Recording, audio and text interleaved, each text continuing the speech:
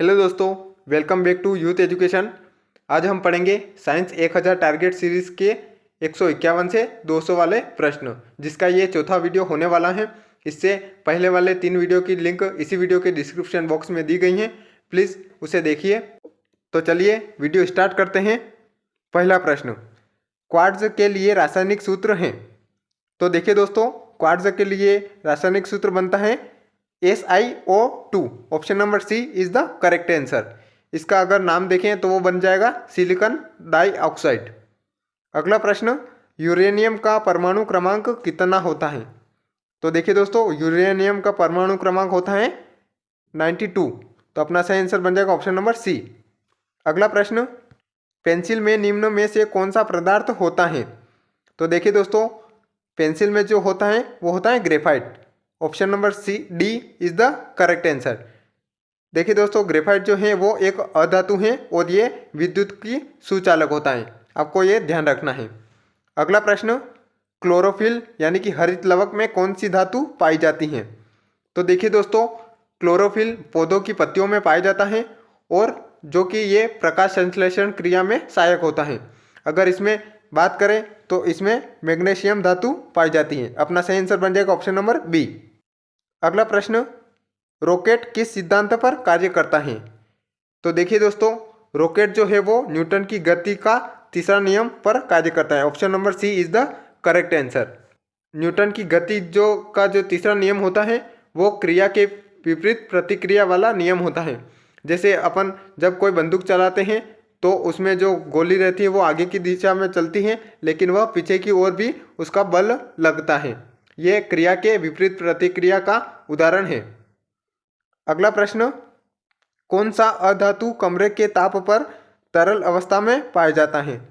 तो देखिए दोस्तों, वो जो धातु होते हैं वो होता है bromine. Option number C is the correct answer.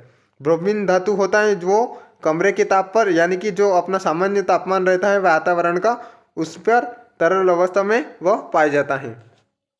अगला प्रश्न, धातुओं को जोड़ने में की जाने वाली गैस वेल्डिंग में कौन सी गैस प्रयोग में आती है।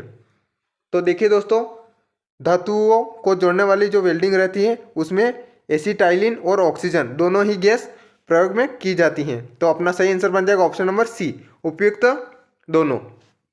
अगला प्रश्न है, रेंगने वाले जीवों का अध्ययन क्या कहलाता है। तो देखिए दोस्तों, रेंगने वाले जीवों का जो अध्ययन रहता है उसे हर्पेटोलॉजी कहते हैं। Option number A is the correct answer. आगे बात करें तो हेमेटोलॉजी में देखिए दोस्तों, रक्त का अध्ययन किया जाता है। हिस्टोलॉजी में बात करें तो उत्कों का अध्ययन किया जाता है और हेपेटोलॉजी में यकृत का अध्ययन किया जाता है। अगला प्रश्न, बिना मिट्टी के जल में पौधों को उगाने की प्रक्रिया को क्या कहा जाता है। तो देखिए दोस्तों, वो जो प्रक्रिया रहती है उसको हाइड्रोपोनिक्स कहा जाता है। Option number B is the correct answer. अगर बात करें तो इकोलॉजी को जो रहता है उसमें पारिस्थितिक का अध्ययन किया जाता है और हाइड्रोलॉजी में देखिए दोस्तों उस में जल का अध्ययन किया जाता है। अगला प्रश्न, इलेक्ट्रॉनिक सामान जैसे कंप्यूटर, मोबाइल इत्यादि में आईसी बनाने में किसका प्रयोग किया जाता है। तो देखिए दोस्तों, इसका सही आंसर बन जाएगा ऑप्शन नंबर बी, सिलिकॉन। अब अगला प्रश्न, मानव रक्त का पीएच मान कितना होता है। तो देखिए दोस्तों, ये तो आप सभी को पता होगा कि मानव रक्त का पीएच मान जो होता है वो होता है 7.4। Option number A is the correct answer. अगला प्रश्न, मनुष्य में रक्तचाप किस ग्रंथि के द्वारा होता है, मतलब कि नियंत्रण होता है। तो देखिए दोस्तों, मनुष्य में जो रक्तचाप होता है वो एड्रिनल ग्रंथि के द्वारा नियंत्रित होता है। Option number A is the correct answer. Adrenal ग्रंथि की बात करें तो देखिए दोस्तों, वो जो रहती है वो किडनी के ऊपर रहती है और संख्या में इनकी 2 होते हैं। अगला प्रश्न, मानव शरीर में क्रोमोसोम यानी कि गुणसूत्रों की संख्या कितनी होती है। तो देखिए दोस्तों, इसने पूछा है गुणसूत्रों की संख्या, तो वो होगी ऑप्शन नंबर बी 46। अगर ये पूछता है कि क्रोमोसोम यानी कि गुणसूत्रों की कितने जोड़ी होते हैं तो वो हो जाता 23 जोड़े। अगला प्रश्न, जंग का रासायनिक सूत्र क्या होता है। तो देखिए दोस्तों, जंग का जो रासायनिक सूत्र होता है वो होता है Fe2O3.XH2O। Option C is the correct answer. अगर इसकी नाम की बात करें तो वो होगा फेरस ऑक्साइड। अगला प्रश्न, मनुष्य की आंख कितने मेगापिक्सल की होती हैं।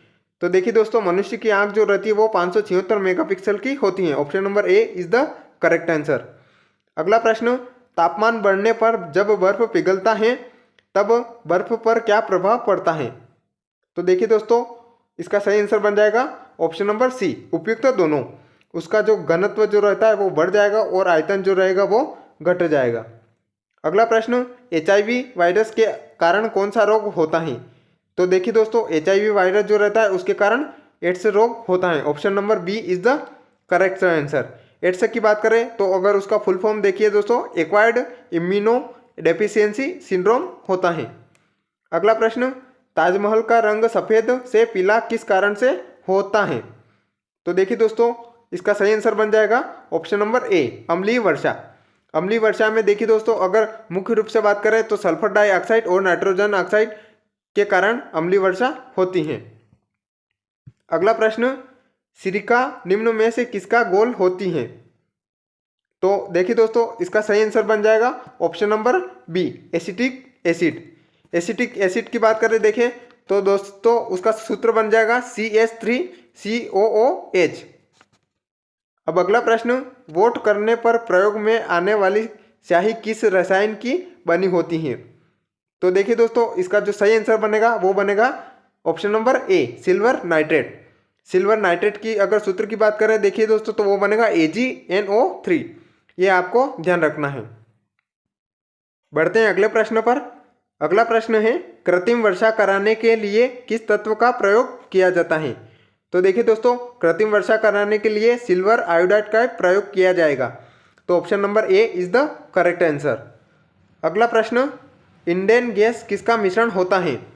तो देखिए दोस्तों, इंडेन गैस जो रहेगा वो प्रोपेन, ब्यूटेन और इथाइल मरकैप्टन तीनों ही गैसों का मिश्रण होता है। तो अपना सही आंसर बन जाएगा उपयुक्त तीनों, ऑप्शन नंबर डी। अगला प्रश्न, सिगरेट के धुएं में मुख्य रूप से पाया जाने वाला प्रदूषक और हानिकारक गैस जो रहती है वो कौन सी रहती हैं? तो देखिए दोस्तों, इसमें अगर बात करें तो वो कार्बन मोनोऑक्साइड, हाइड्रोजन साइनाइड और बेंजीन तीनों ही गैस इसमें प्रदूषक के रूप में रहती हैं। तो अपना सही आंसर बन जाएगा ऑप्शन नंबर डी, उपयुक्त सभी। अगला प्रश्न, शुद्ध जल का पीएच मान कितना होता है? तो देखिए दोस्तों, शुद्ध जल का पीएच मान की बात करें तो वो रहेगा 7। Option number C is the correct answer. अगला प्रश्न, एक्सरे का आविष्कार किस वैज्ञानिक ने किया था? तो देखिए दोस्तों, अगर एक्सरे का आविष्कार की बात करें तो वो किया था ऑप्शन नंबर बी, रोंटजन ने। अगला प्रश्न, मानव शरीर का कौन सा अंग पित्त को उत्पन्न करता है? तो देखिए दोस्तों, मानव शरीर का जो यकृत अंग होता है वो पित्त को उत्पन्न करता है। Option number D is the correct answer. अगला प्रश्न, अम्लीय वर्षा का मुख्य घटक क्या होता है? तो इसका सही आंसर होगा ऑप्शन नंबर सी, उपयुक्त सभी। नाइट्रोजन डाइऑक्साइड और सल्फर डाइऑक्साइड दोनों ही अम्लीय वर्षा का मुख्य घटक होते हैं। अगला प्रश्न, न्यूट्रॉन की खोज किस वैज्ञानिक ने की थी? तो इसका सही आंसर बन जाएगा दोस्तों option number C, James Chadwick ने। अगर रदरफोर्ड की बात करें तो उन्होंने प्रोटॉन की खोज करी थी। गोल्डस्टीन की बात करें तो उन्होंने भी प्रोटॉन की खोज करी थी। अगले आते हैं जेम्स चैडविक। जेम्स चैडविक ने न्यूट्रॉन की खोज करी। और अगले आते हैं थॉमसन, तो थॉमसन ने इलेक्ट्रॉन की खोज करी थी। अब अगला प्रश्न, प्रकाश संश्लेषण में पौधों द्वारा किस गैस का प्रयोग किया जाता है? तो देखिए दोस्तों, इसका सही आंसर बन जाएगा option number D, carbon dioxide. आपको ध्यान रखना है, इसमें कंफ्यूज नहीं होना है। प्रकाश संश्लेषण में पौधे द्वारा जो ली जाती है वो कार्बन डाइऑक्साइड ली जाती है तथा O2 यानी कि ऑक्सीजन छोड़ी जाती है। अब अगला प्रश्न, सौर विकिरण किसके द्वारा मापा जाता है? तो इसका सही आंसर बन जाएगा दोस्तों option number B, pyrometer. Hydrometer की बात करें तो हाइड्रोमीटर से द्रव का घनत्व मापा जाता है। थर्मामीटर की बात करें तो देखिए दोस्तों, इससे बुखार मापा जाता है। और अमीटर की बात करें तो उससे विद्युत धारा को मापने में यूज किया जाता है। अब अगला प्रश्न, किस तापमान पर पानी का घनत्व सबसे अधिक होता है? तो इसका सही आंसर बन जाएगा option number B, 4 degree Celsius. अगला प्रश्न, इलेक्ट्रॉन की खोज किस वैज्ञानिक ने की थी? तो इसका सही आंसर बन जाएगा option number D, J Thomson ने। अभी पिछले वाले प्रश्न में आप लोगों ने देखे हैं कि न्यूटन ने किसकी खोज करी थी। न्यूटन की जो खोज करी थी वो जेम्स चैडविक ने करी थी। गोल्डस्टीन के द्वारा प्रोटॉन की खोज करी गई थी। और मैक्सवेल की बात करें तो मैक्सवेल ने विद्युत चुंबक की खोज करी है, जे थॉमसन ने इलेक्ट्रॉन की खोज करी है। अगला प्रश्न, विटामिन B1 का रासायनिक नाम क्या होता है? तो इसका सही आंसर बन जाएगा ऑप्शन नंबर सी, थायमिन। B1 का रासायनिक नाम होता है थायमिन। इसके अलावा कोबालामिन का जो रासायनिक नाम होता है वो होगा B12। इसके अलावा टोकोफेरॉल की बात करें तो वो बनेगा विटामिन E, और रेटिनॉल की बात करें तो वो बनेगा विटामिन A। अगला प्रश्न, कोशिका की आत्महत्या की थैली किसे कहा जाता है? इसका सही आंसर बन जाएगा दोस्तों ऑप्शन नंबर डी, लाइसोसोम। कोशिका की आत्महत्या की थैली लाइसोसोम को कहा जाता है। अगला प्रश्न, पेसमेकर को और किस नाम से भी जाना जाता है? तो देखिए दोस्तों, इसका सही आंसर बन जाएगा option number C, SA nodes. Pacemaker की बात करें तो वो होता है कृत्रिम हृदय। जब आपका जो हृदय की धड़कन रुक जाती है तो उसके तौर पर कृत्रिम हृदय यानी कि पेसमेकर के रूप में उसका यूज किया जाता है। अगला प्रश्न, छोटी आंत में पाई जाने वाली उंगलीनुमा संरचना को क्या कहा जाता है? तो इसका सही आंसर बन जाएगा दोस्तों ऑप्शन नंबर सी, विलाय यानी कि विली। अब अगला प्रश्न, रक्त संचार की प्रणाली का पता सबसे पहले किस वैज्ञानिक ने लगाया था? तो देखिए दोस्तों, रक्त संचार की जो प्रणाली थी उसका पता जो सबसे पहले लगाया था वो लगाया था विलियम हार्वे ने। Option number A is the correct answer. अगला प्रश्न, किस तत्व का परमाणु क्रमांक तथा परमाणु भार दोनों ही समान होते हैं? तो देखिए दोस्तों, इसका सही आंसर बन जाएगा option number D, hydrogen. Hydrogen के परमाणु क्रमांक और परमाणु भार दोनों ही समान होते हैं। अगले प्रश्न पर चलते हैं। अगला प्रश्न है, प्रोटॉन की खोज किस वैज्ञानिक ने करी थी? तो यहाँ पर देखिए दोस्तों, प्रोटॉन की खोज की बात करें तो वो करी थी रदरफोर्ड ने। Option number C is the correct answer. अगला प्रश्न है, मनुष्य में रक्त का शुद्धिकरण किस अंग द्वारा किया जाता है? तो देखिए दोस्तों, मनुष्य के रक्त का जो शुद्धिकरण होता है वो होता है किडनी में। Option number C is the correct answer. अगला प्रश्न, हमारे हृदय का औसतन वजन कितना होता है? तो देखिए दोस्तों, इसका अगर करेक्ट आंसर की बात करें तो वो बन जाएगा ऑप्शन नंबर डी, उपयुक्त सभी। अगर हम बात करें मेल में तो मेल के जो हृदय का वजन रहेगा वो औसतन रहेगा 350 ग्राम, और फीमेल की बात करें तो उसमें जो हृदय का वजन रहेगा वो 250 ग्राम के आसपास रहता है। इसीलिए अगर सही आंसर बात करें तो वो बन जाएगा ऑप्शन नंबर डी, उपयुक्त सभी। अगला प्रश्न, ध्वनि की तीव्रता का मात्रक क्या होता है? तो देखिए दोस्तों, इसका सही आंसर बन जाएगा ऑप्शन नंबर सी, डेसिबल। ध्वनि को डेसिबल में मापा जाता है। न्यूटन की बात करें तो बल का ये ऐसा ही मात्रक होता है। क्यूरिक की बात करें तो वो रेडियोधर्मिता की मात्रक होती हैं, और डेसिबल जो होता है वो ध्वनि की मात्रक होती हैं। अगला प्रश्न, मनुष्य रक्त के RBC का जीवन काल कितना होता है? इसका सही आंसर बन जाएगा दोस्तों ऑप्शन नंबर ए, 120 दिन। RBC की देखिए दोस्तों तो RBC होता है रेड ब्लड सेल्स। ये जो रहता है ये बोन मेरो यानी कि अस्थि मज्जा में इसका निर्माण होता है। अगला प्रश्न, पृथ्वी से हम चंद्रमा का कितना प्रतिशत भाग देख सकते हैं?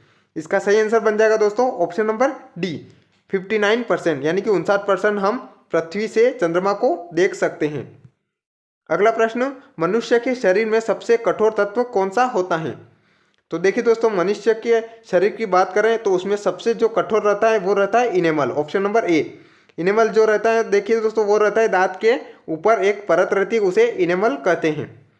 अगला प्रश्न, कार्बन का सर्वाधिक शुद्ध रूप कौन सा होता है? तो देखिए दोस्तों, कार्बन का जो सर्वाधिक शुद्ध रूप रहेगा वो रहेगा ऑप्शन नंबर बी, हीरा। अगला प्रश्न, ग्लोबल वार्मिंग में मुख्य रूप से कौन सी गैस उत्तरदायी होती हैं? तो देखिए दोस्तों, इसका सही आंसर बनेगा वो बनेगा carbon dioxide. Option number B is the correct answer. Sulphur dioxide की बात करें तो वो रहता है SO2, और नाइट्रस डाइऑक्साइड की बात करें तो वो रहता है N2O। कार्बन डाइऑक्साइड आपको पता ही होगा कि CO2 इसका रासायनिक नाम रहता है। बढ़ते हैं अगले प्रश्न पर। अगला प्रश्न है, हाइड्रोजन का रेडियोधर्मी समस्थानिक कौन सा होता है? तो देखिए दोस्तों, इसका सही आंसर बन जाएगा ऑप्शन नंबर सी, ट्राइटियम। देखिए दोस्तों, अब यहाँ पर आप ध्यान दीजिए, इसने पूछा है हाइड्रोजन का रेडियोधर्मी समस्थानिक, तो वो बनेगा ट्राइटियम। अगर ये पूछता कि हाइड्रोजन का समस्थानिक तो वो होगा ड्यूटेरियम, प्रोटियम और ट्राइटियम। हाइड्रोजन के समस्थानिक 3 होते हैं, वो तीनों ही ये इसने दे रखे हैं, लेकिन इसने पूछा है रेडियोधर्मी समस्थानिक, तो उसका सही आंसर बन जाएगा ट्राइटियम, ऑप्शन नंबर सी। अगला प्रश्न, ज्योति तीव्रता का मात्रक क्या होता है? तो देखिए दोस्तों, ज्योति तीव्रता का जो मात्रक होता है वो होता है ऑप्शन नंबर बी, कैंडेला। अगर न्यूटन की बात करें तो वो बल का मात्रक होता है। क्यूरी की बात करें तो रेडियोधर्म की मात्रक होती है। अगला प्रश्न है, हाइड्रोजन बम किस सिद्धांत पर कार्य करता है? तो देखिए दोस्तों, हाइड्रोजन बम रहता है वो नाभिकीय संलयन पर काम करता है, option number A is the correct answer. और एक होता है परमाणु बम, तो परमाणु बम जो रहता है वो देखिए दोस्तों वो नाभिकीय विखंडन पर कार्य करता है, ये आपको ध्यान रखना है। तो देखिए दोस्तों, आज का वीडियो यहीं पर समाप्त होता है। मिलते हैं अगले वीडियो में। अगर वीडियो अच्छी लगे तो लाइक करें, कमेंट्स करें और अपने फ्रेंड्स के साथ शेयर भी करें। और अभी तक आपने आपके यूट्यूब चैनल यूथ एजुकेशन को सब्सक्राइब नहीं किया है तो प्लीज़ उसे सब्सक्राइब करें, ताकि अगले वीडियो की आपको इन्फॉर्मेशन जल्दी से जल्दी मिल सके। मिलते हैं अगले वीडियो में। जय हिंद, जय भारत।